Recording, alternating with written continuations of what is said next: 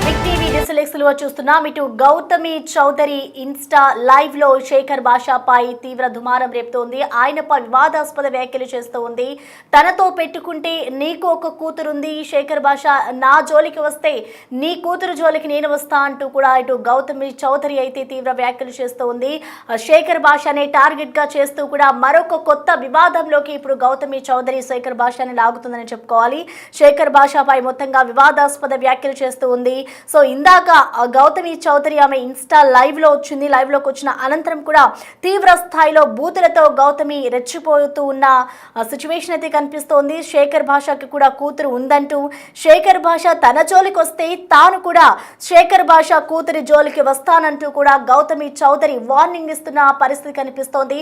మరికొంతమంది ఇటు గౌతమి చౌదరి ఏదైతే ఇన్స్టా లైవ్ లో వ్యాఖ్యలు చేస్తుందో శేఖర్ భాషకి సంబంధించి కొంతమంది వ్యతిరేకంగా స్పందిస్తూ ఉంటే మరికొంతమంది గౌతమికి సపోర్టివ్ గా కూడా ఉన్నారు. Be brave, we are with you అంటూ కూడా ఆమెకి కామెంట్స్ చేస్తున్న పరిస్థితి కనిపిస్తోంది. సో ఓవరాల్ గా చూసుకుంటే మొత్తానికి శేఖర్ భాషని టార్గెట్ గా చేస్తూ బూతులతో అయితే గౌతమి రెచ్చిపోయిన పరిస్థితి కనిపిస్తుంది. అయితే గౌతమి వ్యాఖ్యలపై అయితే ఇప్పుడు సోషల్ మీడియాలో తీవ్ర విమర్శలు వ్యక్తమవుతూ ఉన్నాయి. గౌతమిపై పోలీసులకు శేఖర్ భాష ఫిర్యాదు చేశారు. ఇటు పంజాగుట్ట పిఎస్ లోని గౌతమిపై మరో కేసు అయితే నమోదైంది. మొన్నటి వరకు కూడా గౌతమి చౌదరి వాళ్ళ హస్బెండ్ కి సంబంధించి కొన్ని వివాదాల్లో చిక్కుకున్నారు.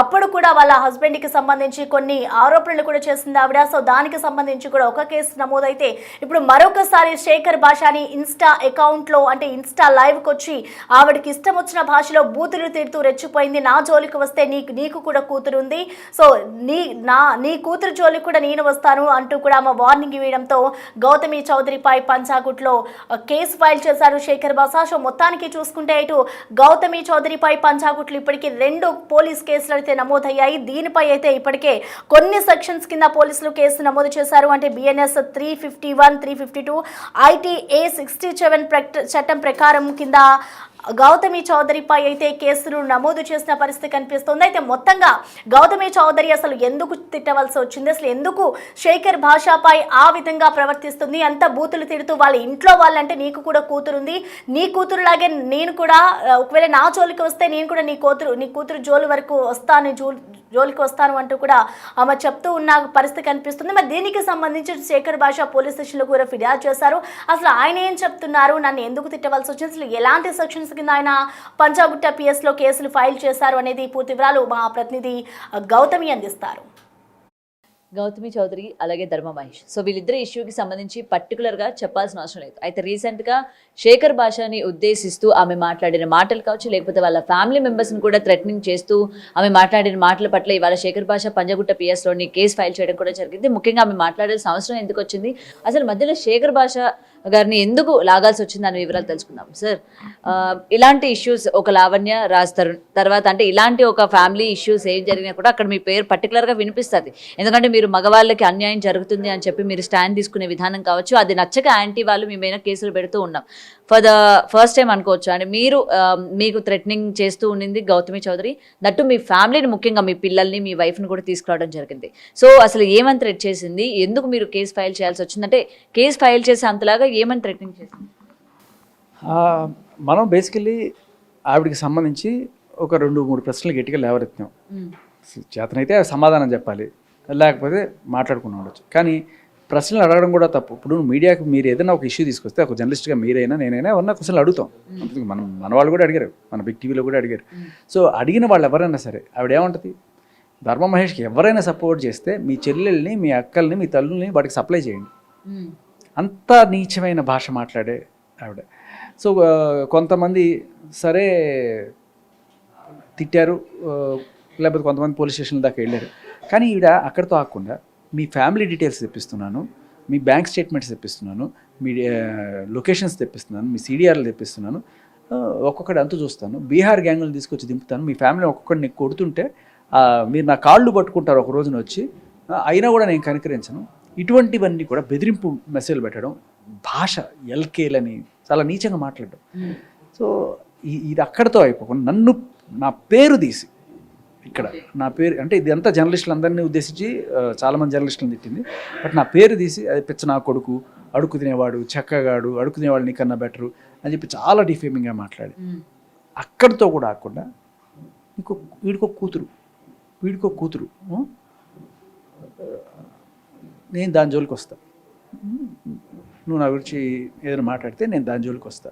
అలాగే రేపు ఎప్పుడైనా సరే ఒక నలుగురు ఎవరన్నా వచ్చి అత్యాచారం చేస్తే ఆ అమ్మాయిని, ఇది 4 ఏళ్ల పాపని నోటికొచ్చిన ఆమెకు కూడా పిల్లాడు ఉన్నాడు కదా, మీకు ఒక వినిపిస్తాను, చూడండి.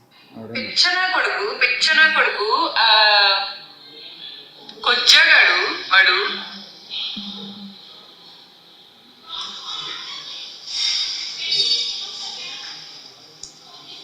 శేఖర్ భాషా గాడు, వాడి పేరే నా నోట్లో నుంచి రావటం వాడి మొహానికి చాలా ఎక్కువ.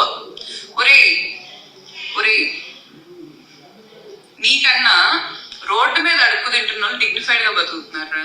నువ్వు నా గురించి, ఇదిగో నేను నీ గురించి మాట్లాడాలనేది నీ డ్రీమ్ అచీవ్ అయింది. పండగ చేసుకో. నీకు కూతురు ఉంది కదా, నా జోలికి రా, దాని జోలికి నేను వస్తాను. ఓపెన్ గా చెప్తున్నా, ఏదైనా పిక్కు. నా ఇంట్రుకి టచ్ చేయగలిగితే చెయ్యి. నా ఇంట్రుక ఇదిగో ఇక్కడ చేయగలిగితే చెయ్యి. దాన్నైనా వాడి కూతుర్ని దాన్ని రేపు నలుగురు చేస్తే, అమ్మా మగవాళ్ళు మంచోళ్ళమ్మా, నలుగురితో నువ్వు ఎంజాయ్ చేస్తావు అనుకోవాలి అని చెప్తాడు ఈ బాత్రూమ్ స్టిక్ మొహోడు. నేనన్నా రితు చౌదరిని అనుకుంటున్నారా, ధర్మ మహేష్ని అనుకుంటున్నారా? ఇంటికి వస్తే ప్యాకెట్లు ఇస్తా అనుకుంటున్నారా? సలాడ్లు పెట్టగా ఇంట్లో ఇంటికి వచ్చిన మనిషికి ఫుడ్ ఇవ్వరా? ఫుడ్ పెట్టరా? ఏంది వాడి డైనింగ్ టేబుల్ ఇక్కడ? వాడొచ్చి ఇదిగో నీ పెళ్ళం నాదంటే పెళ్ళం వచ్చేసారిలా ఉన్నారు ఈ పిచ్చనా కొడుకులు. వాళ్ళ పెళ్ళాన్ని చూపించి ఇదిగో ఈ పెళ్ళం నాది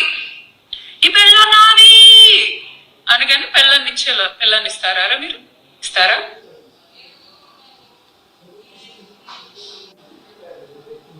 అలాంటి వాడి గురించి మీరందరూ ఫైట్లు. మీ పెళ్ళాలని ఇవ్వరాదండ్రా వాడికి, మీ పెళ్ళాలని పడుకోబెట్టరాదండ్రా వాడితో. మీ అక్కల్ని, చెల్లెళ్ళని, తల్లులని అందరినీ సప్లై చేయరాదండ్రా వాడికి.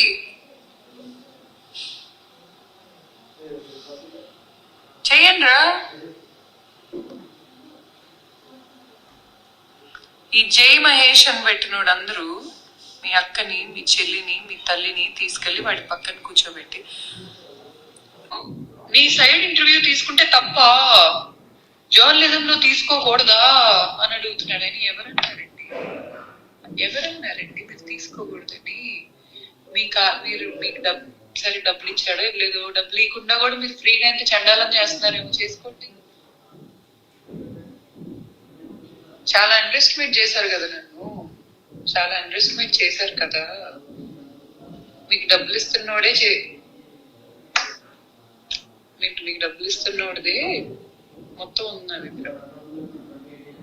మీరు తీసుకుంటున్న వాళ్ళు కదా, మీ బ్యాంక్ స్టేట్మెంట్లు నేను తెప్పించానని, మీ ఫోన్ డేటాలు నేను తెప్పించానని, మీ గురించి నేను తెలుసుకోనని అనుకోకండి. ఇది కూడా మీకు కంప్లీట్ చేసేస్తాను. ఒకసారి చూడండి. బీహార్ గ్యాంగ్ని తీసుకొచ్చి కొట్టిస్తాను అంటే ఊరికి మనం ఏది నోటి మాట చెప్పాం, సాక్ష్యం ఉంటేనే మాట్లాడతారు శేఖర్ భాష. మొత్తం సాక్ష్యంతో సహా నేను ఇవాళ ఇవన్నీ పోలీస్ స్టేషన్కి ఇవ్వడం జరిగింది. దీంట్లో ఆవిడ ఒరే గజ్జి కుక్కల్లారా అంటది, మీ ప్రతి డీటెయిల్స్, మీ ఫ్యామిలీ డీటెయిల్స్ మొత్తం నేను తీపిస్తున్నా. ఎందుకు తీపియాలి? వేరే వాళ్ళ పర్సనల్ డీటెయిల్స్ ఇవిడికి ఏం పని? బ్యాంక్ స్టేట్మెంట్స్ అట.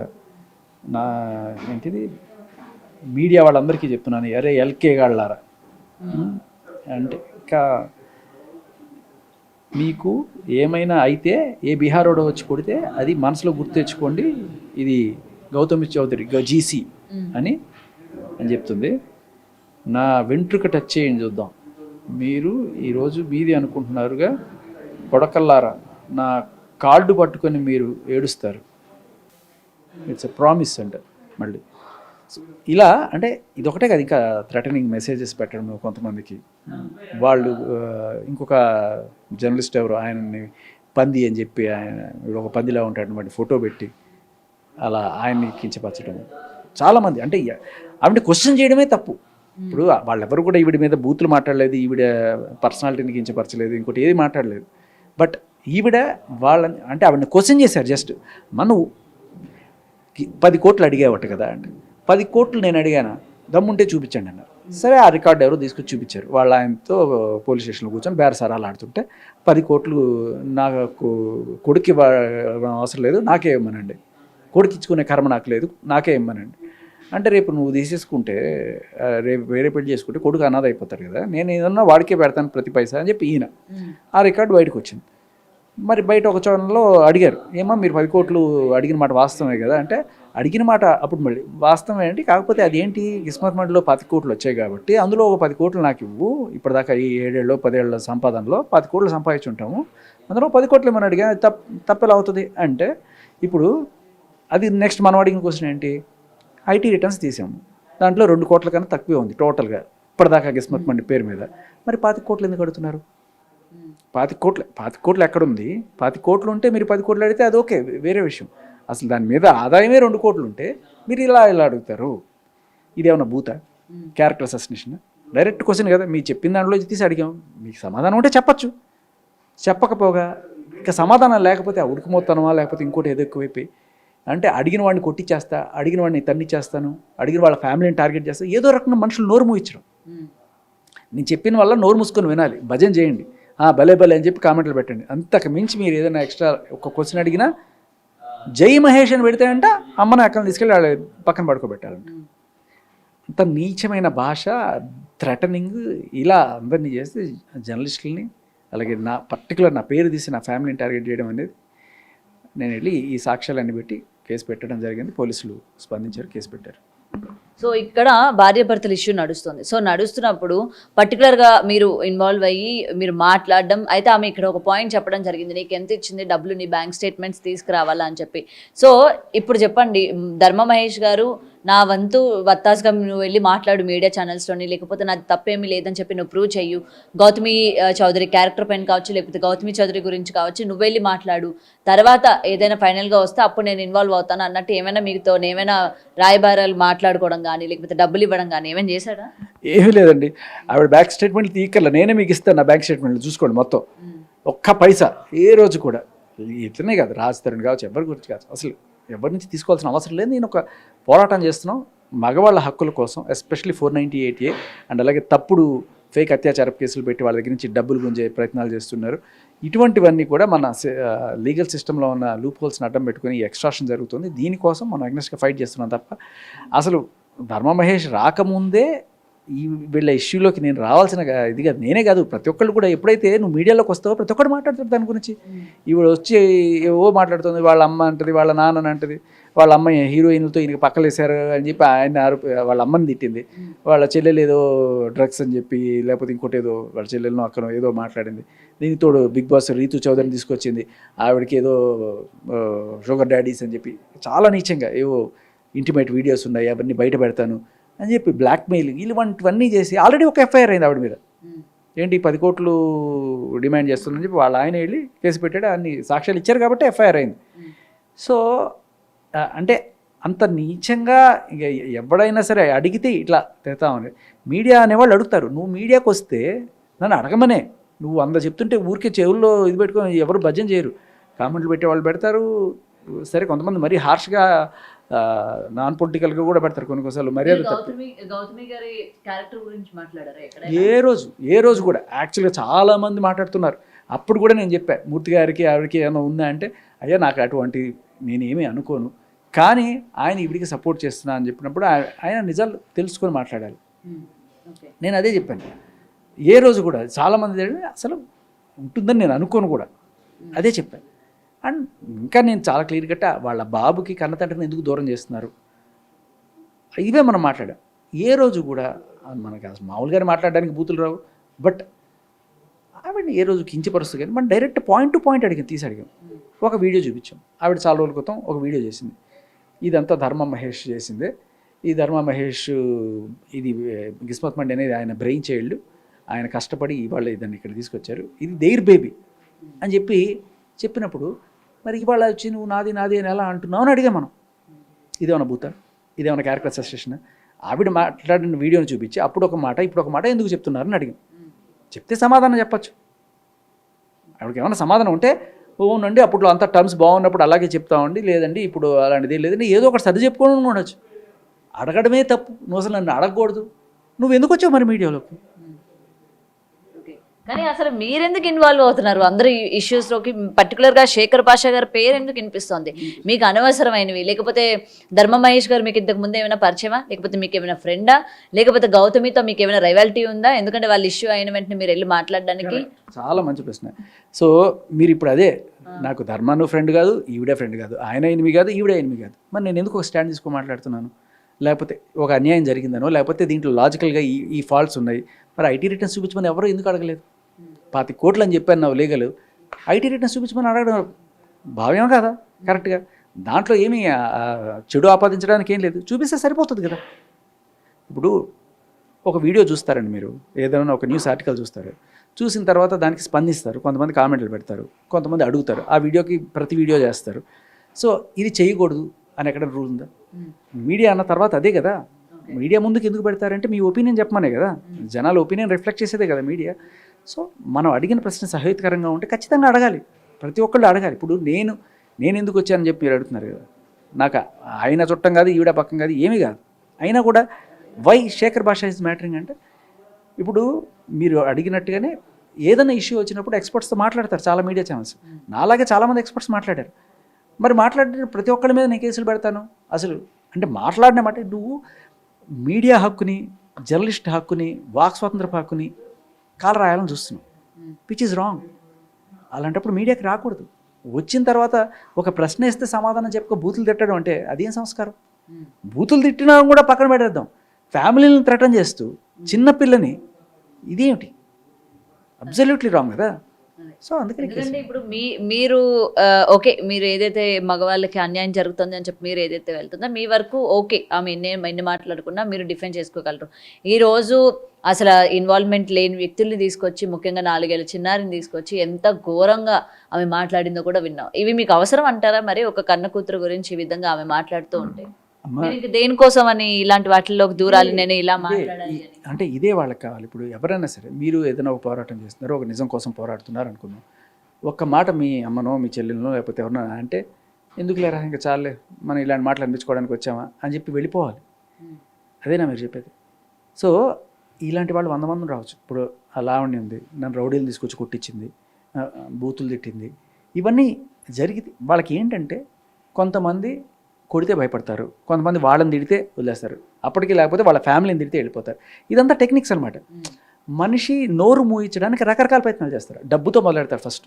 నాకు ఫస్ట్ ఆఫర్ కూడా ఇచ్చారు వాళ్ళ తరపు నుంచి. ఎవరో ఒకళ్ళు ఫోన్ చేసి, నాకు ఇప్పటికీ కాల్ రికార్డింగ్ బయటపడడం ఇష్టం లేదు, వాళ్ళు ఎవరో ఏంటో, ఎంతో కొంత మంచిగా మాట్లాడండి, ఆవిడ గురించి మంచిగా చెప్పండి, నేను ఆవిడ గురించి నాకు పైసా అక్కర్లేదండి, ఆవిడ గురించి నేను తప్పుగా మాట్లాడంటే నాకు ఆ డీటెయిల్స్ పంపించండి. నేను మాట్లాడిన మాటలో ఎఫ్ఐఆర్ తప్ప, ఆవిడ వీడియో తప్ప ఏది తప్పు? ఆవిడ మీద, వాళ్ళ నాన్నగారి మీద, చంద్రబాబు నాయుడు మీద క్యాన్వాయ్ మీద రాళ్లతో దాడి చేసిన ఎఫ్ఐఆర్ ఉంది, అది తప్ప? లేకపోతే ఈ వీడియోలో ఆవిడ అంతా మహేష్దే, ఇదంతా మహేష్ బ్రెయిన్ చేయలే అన్నది తప్ప ఏది తప్పు? నాకు క్లియర్గా చెప్పి నేను దాన్ని బట్టి మాట్లాడతాను. లేదండి మీకు ఎంత కావాలంటే చెప్పండి, సపోర్ట్ చేయండి, ఇలా ఉంటాయి. సో సామదాన భేద దండోపాయాలు అన్నీ ప్రయోగిస్తారు మన మీద. మనం లొంగేమంటే అయిపోయి. ఇలా చాలామంది ఇప్పుడు నా ఒకటి వీటన్నిటి నుంచి ఒక మాట చెప్తారు. 2 ఏళ్ల పిల్లాడు పాపం, ఏదన్నా ఉంటే సంపాదించింది వాడికి చెందితే బాగుంటుంది. ఇట్లా మీడియాలో పిఆర్లకి, లాయర్లకి, వీటన్నిటికీ ఖర్చు పెట్టుకుంటూ వాడికి పోవాల్సిన డబ్బులు ఇలా ఒక ఈగో సాటిస్ఫాక్షన్ చేసుకోవడం చేసి, నేనే రైట్, నేనేం చేస్తే అదే శాసనం అన్నట్టుగా బిహేవ్ చేస్తూ ఇవాళ ఆ డబ్బులన్నీ వృధా చేస్తూ పిల్లవాడికి పోకుండా చేస్తుంటే అది బాధ అనిపిస్తుంది నాకు. ఇప్పుడు ఆవిడే నా కూతురిని టార్గెట్ చేసి ఇన్ని మాటలేదు, టార్గెట్ చేస్తానని బెదిరించింది. కానీ నాకు ఆవిడ బాబులో నా పిల్లలాగే కనబడతారు వాళ్ళు కూడా. అండ్ ఆవిడ థ్రెటనింగ్ చేసిన తర్వాత మళ్ళీ మీకు ఏమైనా కాల్స్ రావడం జరిగిందా? అంటే ఆవిడ దగ్గర నుంచి కానీ, లేకపోతే ఆవిడకి సంబంధించిన వాళ్ళ దగ్గర నుంచి? అంత తెలివి తక్కువ వాళ్ళకి కాల్ చేస్తారమ్మా. కేసులు పెడతామని బెదిరిస్తూ ఒక లాయర్ ఒకడు మెసేజ్ పెట్టాడు, మీ మీద దావాలు వేస్తాం, ఇది వేస్తాం, ఇది చేస్తాం, ఇది చేస్తాం, ఉంటాయి అన్ని రకాలు. చెప్పే కదా, సామధాన పెద్ద దండుపాయలు అన్నీ ప్రయోగిస్తారు. సో ఎక్కడో ఒక చోట వీడు లొంగపోతాడా, ఇది డిగ్రీలు అన్నమాట, పెంచుకుంటూ పోతారనమాట. డబ్బులకి లొంగలేదు, భయానికి లొంగుతాడు, కేసులు పెడతా ఉంటారు, దానికి లొంగలేదు, ఇక నన్ను తిడతారు. ఏది అడుగు తినేవాళ్ళ ఉంటాడు, వీడు ఇదే పని చేస్తాడు, వాళ్ళ దగ్గర డబ్బులు తీసుకుని క్యారెక్టర్ అససినేషన్ చేస్తారు మనల్ని. అప్పటికి లొంగలేదు, ఇంకా ఫ్యామిలీ జోలికి వస్తారు. సో అంటే ఎంత రాటు తేలిన క్రిమినల్ మెంటాలిటీ మీరు అర్థం చేసుకోవచ్చు. అంటే ఇక్కడ డబ్బులు ఇన్వాల్వ్ అయినాయి 10 కోట్లు, అరే నీ వల్ల మొత్తం నాకు పోయేట్టున్నాయన్న బాధ. సో ఫైనల్గా పోలీసులు ఏం చెప్తున్నారు సార్? ఎటువంటి యాక్షన్ తీసుకుంటామని ఏమైనా మీకు చెప్పారా, లేకపోతే నార్మల్గా మీరు ఇచ్చిన కంప్లైంట్ వాళ్ళు తీసుకొని సైలెంట్ ఉన్నారా? కంప్లైంట్ ఇచ్చాను, బట్ మేబీ ఈ జూబ్లీ హిల్స్ ఎలక్షన్స్ ఇవన్నీ ఈ దాంట్లో కొంత లేదు, బట్ స్టిల్ ఇట్ హ్యాపెన్. వాళ్ళు ఫస్ట్ నుంచే చూసి ఎవరైనా సరే కూతురు తిడితే ఖచ్చితంగా ఇదవుతారు కదా. సో వాళ్ళు సిఐ గారు అందరూ కూడా చాలా మంచిగానే స్పందించారు, త్వరగానే చేశారు మొత్తానికి. అంటే కొంత ఉన్నా కూడా, బట్ స్టిల్ ఇట్ హ్యాపెండ్. జనరల్గా మీకు ఆడవాళ్ళ మీద కేసులు పెట్టాలంటే అది లీగల్ ఒపీనియన్ అవి తీసుకుంటారు, బట్ తీసుకున్నా కూడా అది నిలబడిందంటే మీరు అర్థం చేసుకోవచ్చు దీంట్లో ఎంత దమ్ముంటే ఈ కేసు నిలబడుతుందని. ఓకే. సో ఒకవేళ ఇప్పుడు ఇది చూసిన తర్వాత మీరు ఆమె పైన కేసు పెట్టినట్టు తెలిసిన తర్వాత మళ్ళీ మీకు ఏమైనా థ్రెటనింగ్ కాల్స్ చేసి, లేదు ఆ కేసు ఇప్పుడు వెనక్కి తీసుకోవాలంటే, లేకపోతే ఇంత డబ్బు ఇస్తామని, లేకపోతే మీరు సైలెంట్ అవ్వాలని చెప్తే, వాట్ అబౌట్ శేఖర్ భాష గారు ఏం ఆలోచిస్తారు? ఆ డబ్బు తీసుకునేది అయితే అప్పుడే తీసుకునేవాడిని కదా. సో దేనికి లొంగే ప్రసక్తి ఏం లేదు. సో ఖచ్చితంగా న్యాయం జరగాలి. మీకు ఒక్కసారి వినిపిస్తాను, చూడండి. పిచ్చనా కొడుకు కొచ్చగాడు వాడు.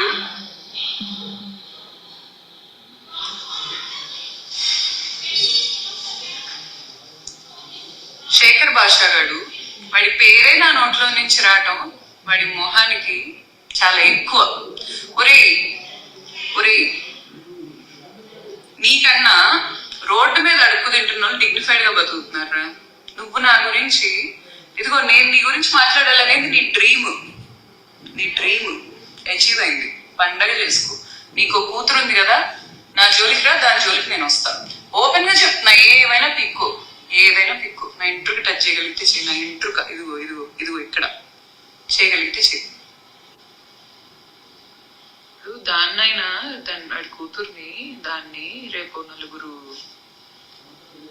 చేస్తే, అమ్మా మగవాళ్ళు మంచోళ్ళమ్మా, నలుగురితో నువ్వు ఎంజాయ్ చేస్తావు అనుకోవాలి అని చెప్తాడు ఈ బాత్రూమ్ స్టిక్ మొహోడు. నేనన్నా రితు చౌదరిని అనుకుంటున్నారా, ధర్మ మహేష్ అనుకుంటున్నారా? ఇంటికి వస్తే ప్యాకెట్లు ఇస్తా అనుకుంటున్నారా? సలాడ్లు పెట్టుగా ఇంట్లో. ఇంటికి వచ్చిన మనిషికి ఫుడ్ ఇవ్వరా, ఫుడ్ పెట్టరా? ఏంది వాడి డైనింగ్ టేబుల్ ఇక్కడ? వాడొచ్చి ఇదిగో నీ పెళ్ళం నాదంటే పెళ్ళం వచ్చేసారిలా ఉన్నారు ఈ పిచ్చనా కొడుకులు. వాళ్ళ పెళ్ళాన్ని చూపించి ఇదిగో ఈ పెళ్ళం నాది అని కానీ పెళ్ళాన్ని ఇస్తారా? మీరు ఇస్తారా?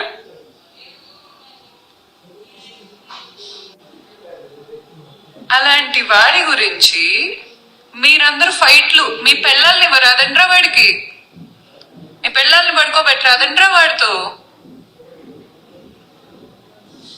మీ అక్కల్ని చెల్లెళ్ళని తల్లులని అందరినీ సప్లై చేయరాదండ్రా వాడికి.